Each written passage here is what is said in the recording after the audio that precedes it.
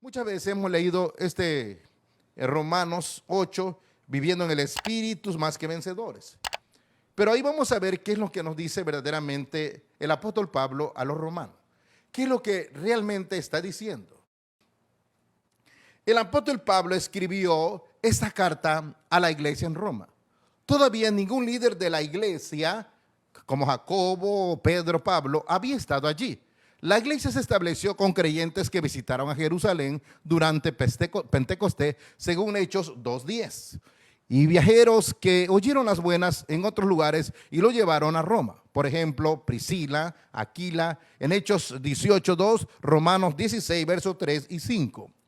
Romanos es el buque insignia de la flota de las epístolas paulinas en el Nuevo Testamento. Esta carta se eleva imponente en la historia del cristianismo. Incontables hombres, mujeres de fe señalaron a Romanos como el arma que Dios usó en su gracia para producir su rendición a Cristo. Como Agustín, Martín Lutero, Juan Wesley y otros recibieron inesperados impactos espirituales que quebrantaron sus defensas y pusieron a fin su rebelión contra Dios. El apóstol Pablo escribió la carta a los romanos durante su ministerio en Corinto al final de su tercer viaje misionero antes de volver a Jerusalén. Lo que nos dice Hechos 23 y Romanos 15:25.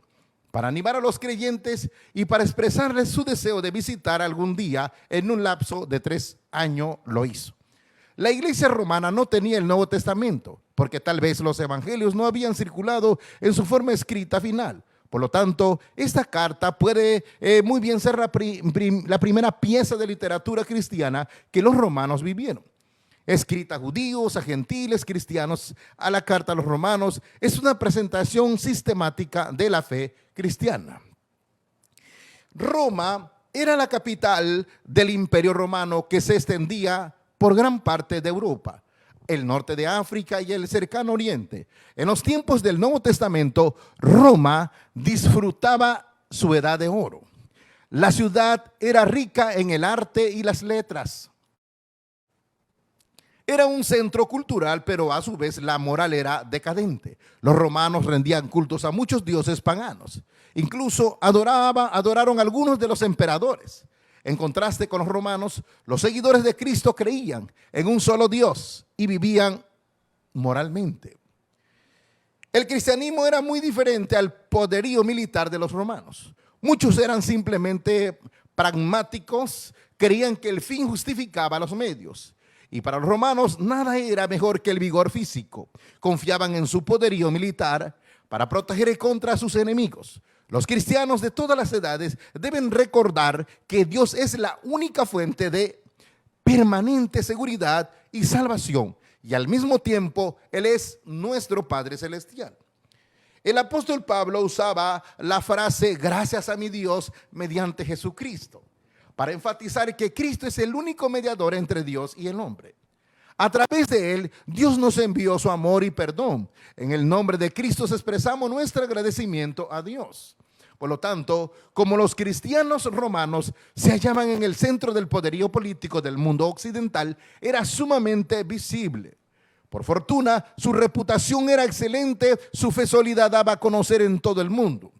¿Qué dice la gente cuando habla acerca de su congregación o denominación? ¿Son ciertos sus comentarios?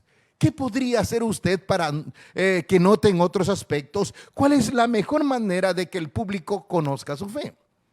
Cuando ore por alguna preocupación, no se sorprenda por la forma en que Dios responda. El apóstol Pablo oraba por su visita a Roma a fin de enseñar a los cristianos allí. Cuando el fin llegó, Roma fue en calidad de prisionero, lo que nos dice Hechos 28:16. El apóstol Pablo oró por un viaje tranquilo y llegó sin novedad después que lo arrestara, abofeteara, naufragara y entre otras cosas lo mordiera una víbora. A menudo, la manera en que Dios responde a nuestras oraciones difiere mucho de lo que esperamos. Cuando ore, espere la respuesta de Dios, aunque a veces en manera inesperada. Este libro de Romano tiene 29 predicciones en 91 versículos de los 433 que contiene el libro. Romanos tiene 58 citas del Antiguo Testamento, más que cualquier otro libro del Nuevo Testamento, por el cual se le denomina que esta carta contiene 21% de profecía. Pero fíjense bien, alguna vez nos hemos preguntado, ¿qué es la fe? ¿Cómo podemos definirla en nuestro diario caminar? ¿Alguna vez se ha preguntado? Quizás digamos la fe, la certeza, lo que se espera, cosas así por el estilo. Pero, ¿qué es realmente la fe? ¿Cómo podemos definirla en nuestro caminar? Bueno, fe es una palabra con muchos significados. Puede significar fidelidad, lo que nos dice Mateo 24:45, confianza absoluta, como lo demostraron algunas personas que fueron a Jesús buscando la sanidad en Lucas 7, del 2 al 10. Puede significar también una esperanza confiada, Hebreos 11:1. O como Santiago menciona, creencia muerta que no se muestra en buenas obras, en Santiago 2, 14, 26. ¿Qué quiso decir Pablo cuando en Romanos habla de la fe salvadora? Bueno, debemos ser muy cuidadosos para comprender cómo el apóstol usa la palabra fe definido a que la relaciona con la salvación. No es algo que debemos hacer a fin de ganar la salvación. Si fuera así, la fe sería solo una obra más, y el apóstol Pablo establece una claridad de las obras humanas nunca podría salvarnos, lo que nos dice Gálatas 2:16. En cambio, la fe es un don que Dios nos da porque es nuestro Salvador. La gracia de Dios es lo que nos salva, nuestra fe. En su misericordia, sin embargo, cuando Él nos salva, nos da fe, una relación con su Hijo que nos ayuda a ser como Él. Mediante la fe que nos da, pasamos de muerte a vida, lo que nos dice Juan 5:24. Aunque en el periodo del Antiguo Testamento la gracia, no las obras, fue la base de la salvación. Como Hebreos señala, porque la sangre de toros de los machos cabríos no pueden quitar los pecados, Hebreos 10:4. Dios procuraba que su pueblo, más allá de los sacrificios animales, lo vieran a Él, pero a menudo ponían su confianza en el cumplimiento de las demandas de la ley, llevar a cabo los sacrificios ordenados. Cuando Jesús triunfó sobre la muerte, canceló los cargos que existían en nuestra contra y abrió el camino al Padre, lo que nos dice Colosenses 2:12 al 15. Debido a su misericordia nos brinda fe. ¿Qué traigo que convirtamos la fe en obras y tratemos de efectuarlas dependiendo de nosotros mismos? No podemos acercarnos a Dios no podemos acercar a Dios mediante nuestra fe. Nunca más como en el Antiguo Testamento la gente se acercaba a Dios a través de su sacrificio. Ahora, en lugar de eso, debemos aceptar su ofrecimiento con acción de gracia y permitirle plantar la semilla de fe en nosotros. La lucha que enfrenta cada día y cada creyente por mantenerse en fe es devastadora, porque tendrá que enfrentar todas las tácticas del maligno, haciendo la voluntad de Dios sin importar pérdidas que pueda enfrentar. El apóstol Pablo declara a los efesios que tomen toda la armadura de Dios para enfrentar los ataques del maligno. Eso es importante que nosotros debemos hacer. El apóstol Pablo dice, por causa de ti somos muertos todo el tiempo, somos contados como ovejas de matadero. Si el apóstol Pablo nos dice que la lucha que enfrenta cada creyente por mantenerse en fe es devastadora, ¿por qué tendrá que enfrentar todas las tácticas del maligno? Es importante que se someta a la voluntad de Dios. El apóstol Pablo declara que a los efesios que tomen toda la armadura de Dios para enfrentar los ataques del maligno. Para tener mayor comprensión de esta prédica, me fundamentaré en el verso 37 y mencionaré 3 puntos. Punto número 1. Satanás quita la palabra de Dios del corazón del hombre. Punto número 2. La vida cristiana descrita por el apóstol Pablo. Número 3. Para evitar amoldarnos al mundo, debemos renovar la mente. Su tema es la guerra espiritual. Vamos a empezar con el primer punto que mencioné hace un momento. Satanás quita la palabra de Dios del corazón del hombre.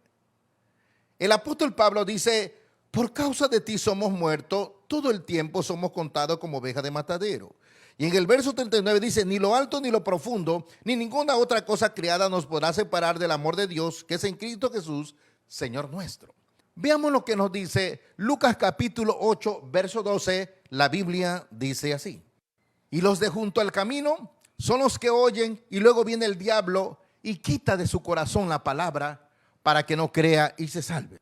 ¿Por qué permitiría un sembrador que la semilla cayera en el camino entre espinos o entre rocas? Esta no es la figura de un agricultor irresponsable que esparce la semilla indiscriminadamente. El agricultor usa el método en el que se emplea la mano, voleo, para sembrar en un gran terreno, tirando puñados a medida que corre el campo. Su meta es lograr que el mayor porcentaje de semilla eche raíz en el buen terreno, pero hay pérdida inevitable cuando algo cae en lugares menos productivos. El hecho de que parte de la semilla no produzca no es culpa del fiel agricultor ni de la semilla. Los resultados dependen de la condición del terreno en que la semilla cae. Nuestra responsabilidad es esparcir la semilla, mensaje de Dios. Y no debemos desalentarnos cuando algunos de nuestros esfuerzos fallan. Recuerde, no toda semilla cae en un buen terreno. ¿Por qué las personas no entienden las palabras de Jesús? Tal vez porque esperan un líder militar y sus palabras no encajan o no encajaban en sus ideas preconcebidas. A lo mejor temían la presión de los líderes religiosos de manera que no se atrevían a ahondar en la palabra de Jesús.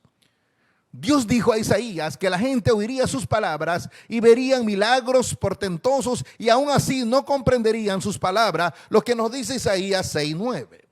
Lo mismo le sucedió a Jesús. La parábola del sembrador es una figura apropiada de la reacción de la gente al resto de sus enseñanzas. Los del camino, como muchos líderes religiosos, se negaron a creer en el mensaje de Dios.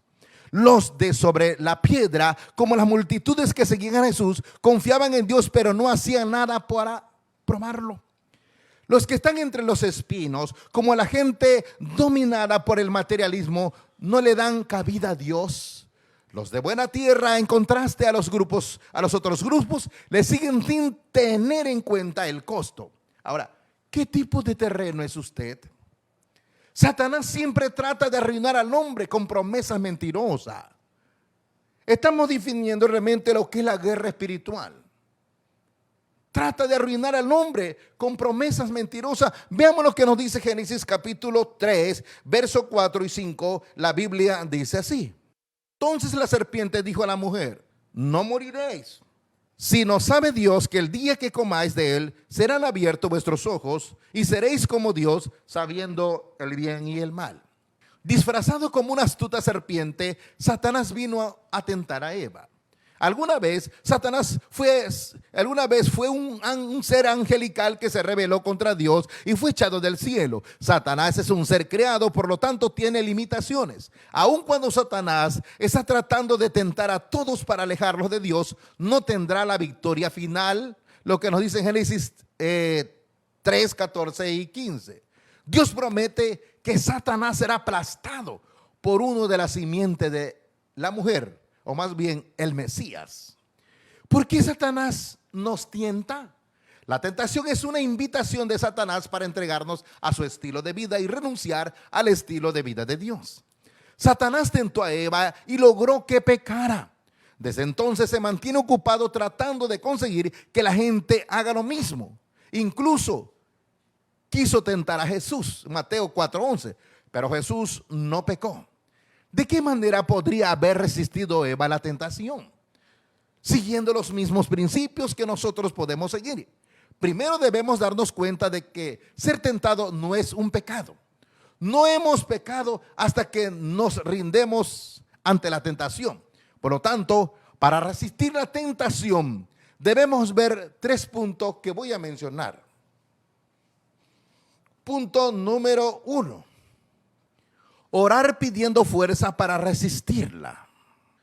Punto número 2. Huir algunas veces literalmente. Punto número 3 y último.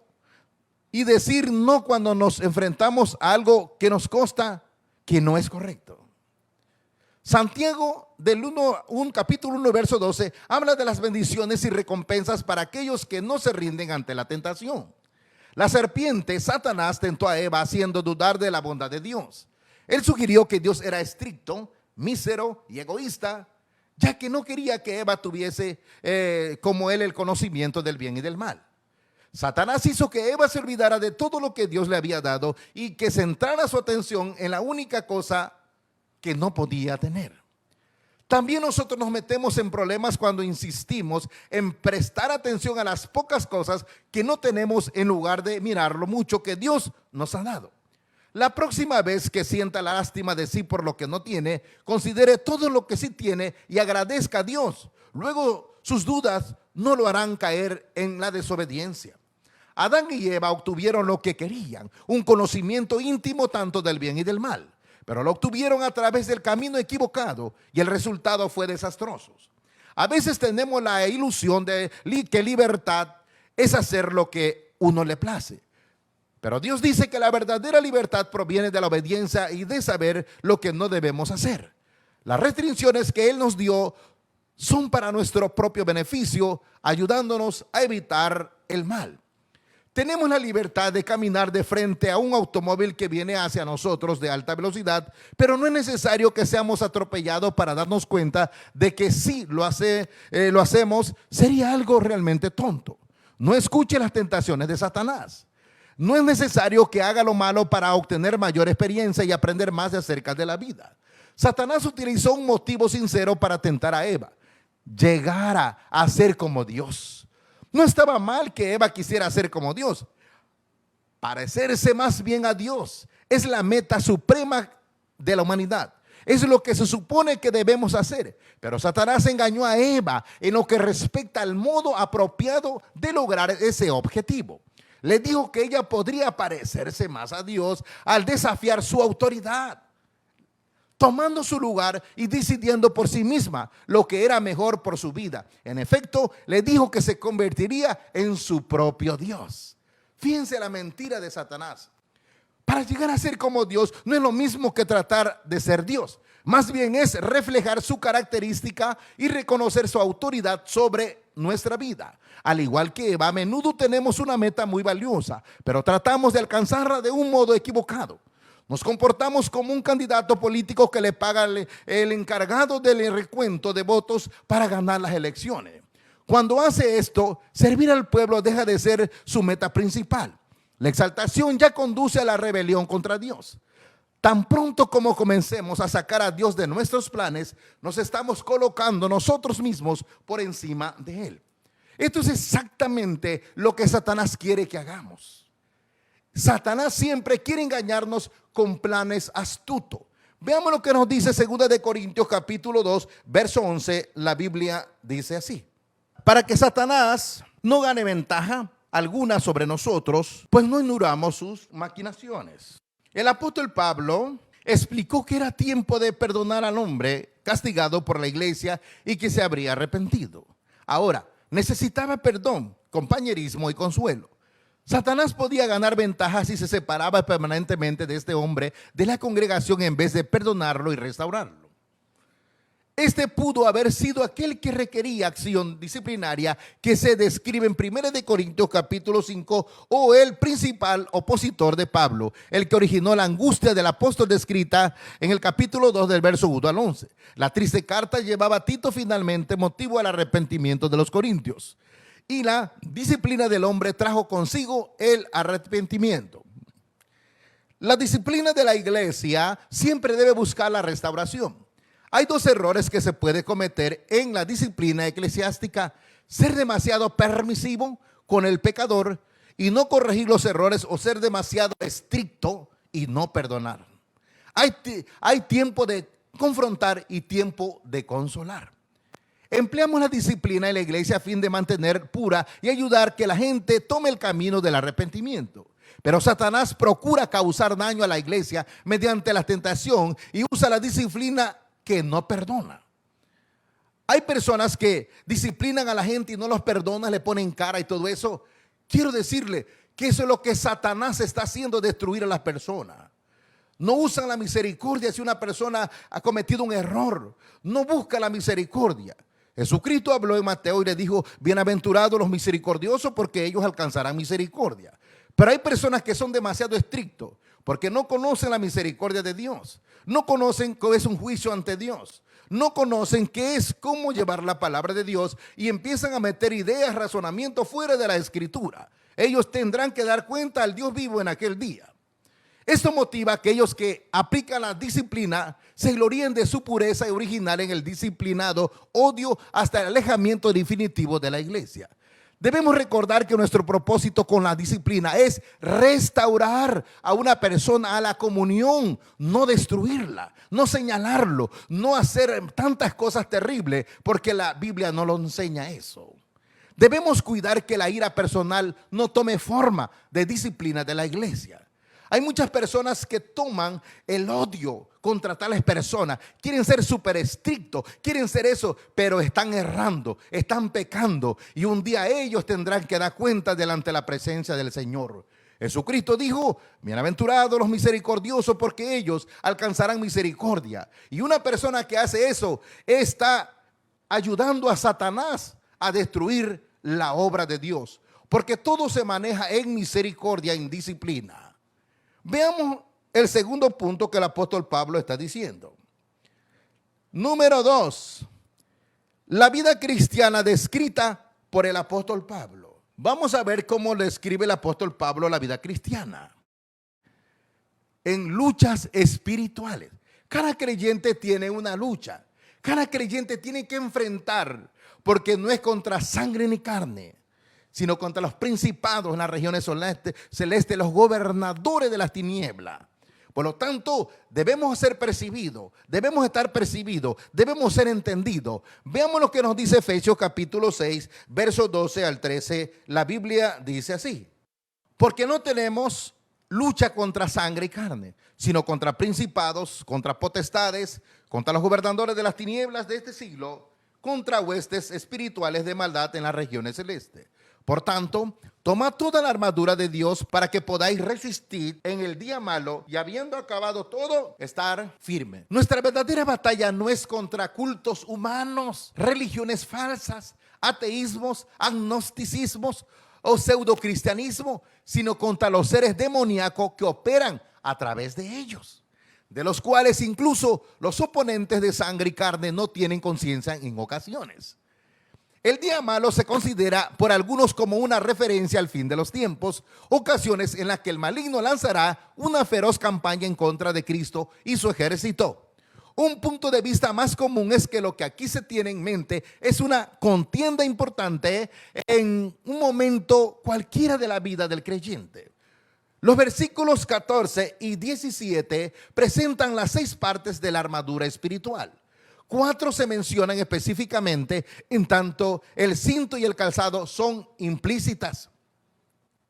Los soldados se ceñían con un cinturón de cual colgaba unas cintas de cuero que protegían la parte inferior del cuerpo.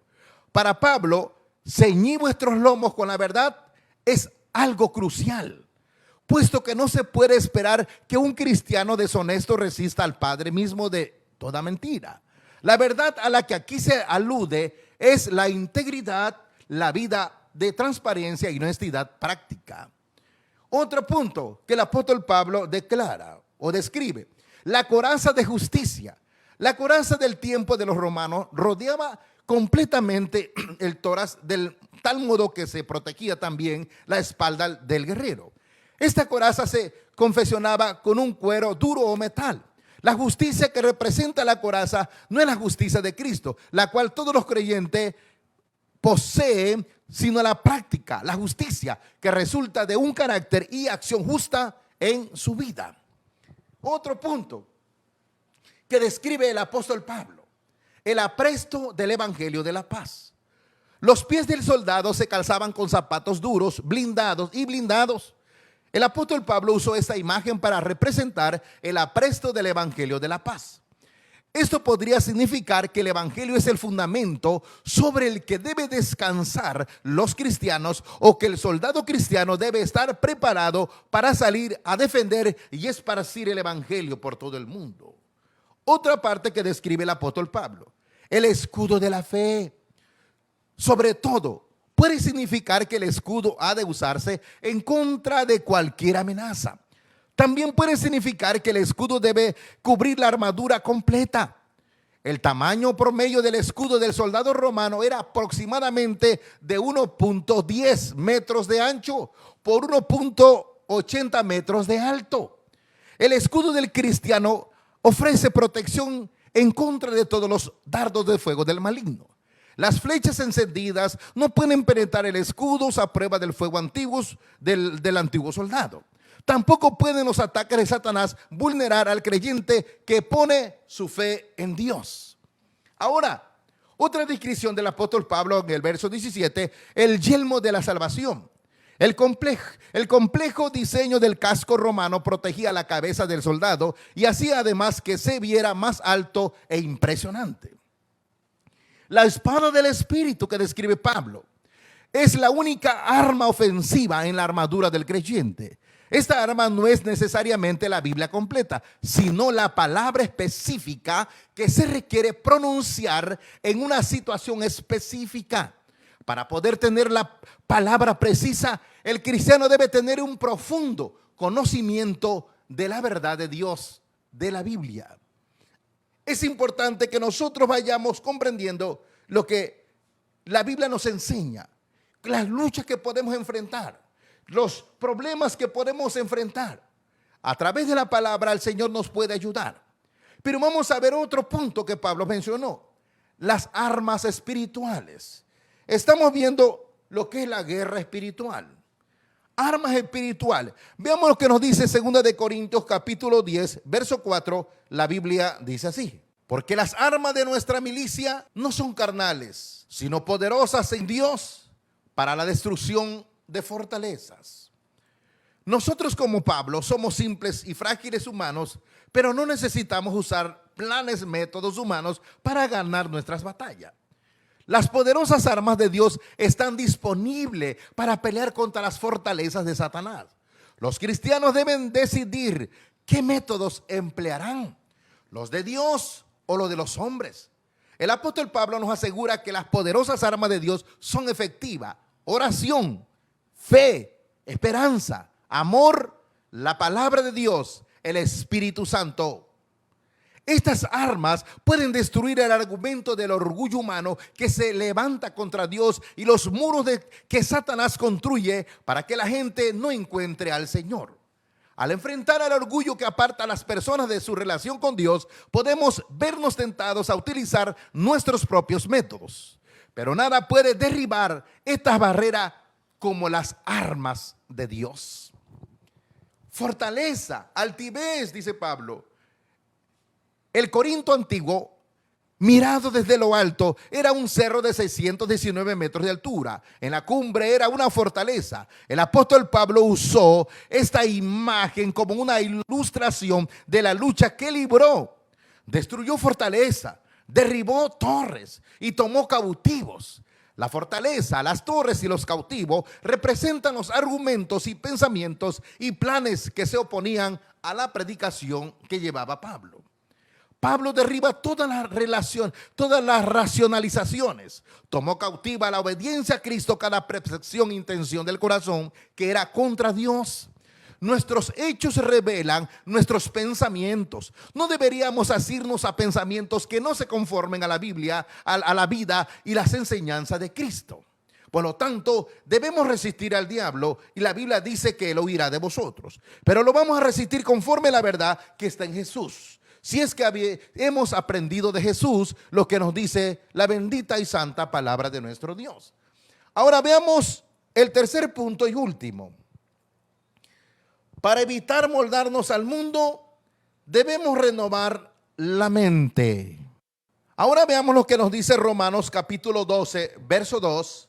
La Biblia dice así: no os conforméis a este siglo, sino transformaos por medio de la renovación de vuestro entendimiento, para que comprobéis cuál sea la buena voluntad de Dios, agradable y perfecta. La transformación hecha por Dios en el espíritu del creyente debe expresarse en la vida diaria. Las instrucciones prácticas en los capítulos 12, del verso 1 al 15 y el capítulo 13, se basan en la doctrina de las enseñanzas de Pablo, ¿sí? La doctrina cristiana debe guiarse hacia la ética cristiana. Este es el mandamiento básico que se requiere del cristianismo a la luz de todo lo que Dios ha hecho. El resto de esta sección describe cómo este mandamiento se lleva a cabo en las diferentes situaciones de la vida diaria. Conforméis, dice, o se refiere a formar o moldear. El mundo es la palabra normal para época o era. En vez de ser moldeado por los valores de este mundo, el creyente debe ser transformado, es decir, cambiado por la renovación del entendimiento. La transformación espiritual comienza en la mente y en el corazón del creyente. Un entendimiento que se dedica al mundo y sus preocupaciones producirá una vida llevada de un lado a otro por las corrientes de la cultura. Pero un entendimiento que se dedica a la verdad de Dios producirá una vida que produce soportar las pruebas del tiempo. Podemos resistir las tentaciones de nuestra cultura al meditar en la verdad de Dios y al dejar que el Espíritu Santo guíe y moldee nuestra conducta y forma de pensar. Es importante que nosotros lo vayamos comprendiendo y entendiendo, porque esto es lo que el apóstol Pablo explica, lo que es la guerra espiritual. Esto que venimos relatando, que venimos explicando, esto es la guerra espiritual. Así es donde se entra el cristiano. Esos son los valores que deben de tener el cristiano. Y esa es la perspectiva que debemos ver nosotros hacia la guerra de Satanás y cómo debemos enfrentarla a través de la palabra del Señor. Yo quiero culminar, pero no antes que usted entienda. El apóstol Pablo dice tribulación o espada, donde habla que ni ángeles, ni principados, ni lo porvenir, ni lo presente, ni nada podrá separarnos del amor de Dios. Ni a las pruebas más difíciles podrá separar al creyente del amor de Dios cuando el creyente ha creído verdaderamente en Jesucristo. Como está escrito, Pablo cita el Salmo 44, verso 22, señalando que las tribulaciones y pruebas no son nada nuevo para los creyentes en su lealtad a Cristo.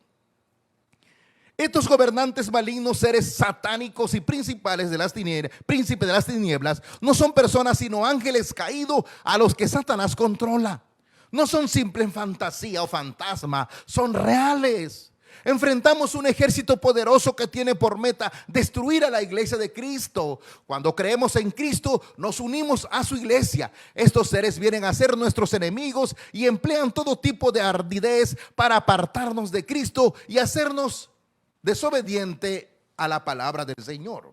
Aunque estamos seguros de la victoria, debemos batallar hasta que Cristo venga, porque Satanás lucha constantemente en contra de todos los que están del lado del Señor Jesucristo. Requerimos del poder sobrenatural para vencer a Satanás, y Dios nos las puede dar a través del Espíritu Santo que está en nosotros, su armadura que nos rodea. Si se siente desanimado, recuerde las palabras de Jesús a Pedro: sobre esta roca edificaré mi iglesia y las puertas del Hades no prevalecerán contra ella, lo que nos dice Mateo 16, 18. Satanás hace su labor continua para colocar duda en la palabra de Dios y desacreditar al Hijo de Dios. Descubrir y aplicar la verdad de la palabra de Dios es entrar en el campo de la guerra espiritual. Aprenda esto: una batalla que arrasa con los corazones y mentes de los hombres. Pero el crecimiento viene con los conflictos, y Dios ha prometido que en todo esto somos más que vencedores por medio de aquel que nos amó. Conocer el enemigo es tan importante para un cristiano como para un comandante militar. Ambos están comprometidos en una batalla. Aunque los cristianos pueden estar en diferentes niveles en la sociedad humana, somos iguales delante de Dios. Él no tiene favoritismo o favorito. Nadie es más importante que el otro. La carta del apóstol Pablo a Filemón destaca el mismo punto. Filemón, el amo, y Onésimo es su esclavo, eran hermanos delante de Dios. En la vida cristiana batallamos en contra de las fuerzas malignas poderosas encabezadas por Satanás, un luchador victorioso, como dice Primera de Pedro capítulo 5 verso 8. Para contrarrestar sus ataques, debemos depender de la fortaleza de Dios y usar cada pieza de la armadura. El apóstol Pablo no solo da este consejo a la iglesia, el cuerpo de Cristo, sino también a cada individuo dentro de ella. Todo el cuerpo necesita amarse. Cuando usted lucha contra los gobernadores de las tinieblas, hágalo en la fortaleza de la iglesia, unidos, cuyo poder viene del Espíritu Santo. Estas potestades son fuerzas invisibles de maldad en el mundo, en el universo, fuerzas como Satanás y sus ángeles caídos. En Cristo somos más que vencedores y su amor nos protegerá de cualquier potestad. El versículo 35 y 39, estos versículos contienen una de las promesas más reconfortantes de todas las escrituras. Los creyentes siempre han tenido que enfrentar dificultades de diversas formas: persecución, enfermedad, prisión, aún la muerte. Eso podría hacerles creer que Cristo los había abandonado. Pero el apóstol Pablo exclama que es importante que algo nos separe de Cristo. Su muerte a nuestro favor es prueba de su amor inquebrantable. Nada impedirá su presencia constantemente en nosotros. Dios nos dice cuán grande es su amor para que nos sentamos bien seguros en Él. Si tenemos esta seguridad, sorprendentemente no temeremos. Esta carta se escribió a la iglesia de Éfeso, pero también sirvió como circular entre otras iglesias.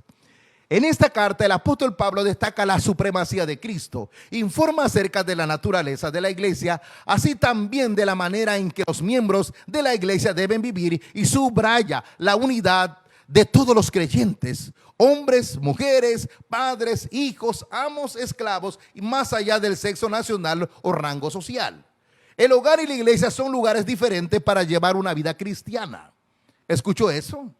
El hogar y la iglesia, el hogar y la iglesia son lugares difíciles para llevar una vida cristiana. Quizá usted diga, oiga, predicador, se está volviendo loco. No, de ninguna manera. Ahora, ¿por qué? Porque nuestro verdadero yo se manifiesta ante los que nos conocen bien. ¿Sí?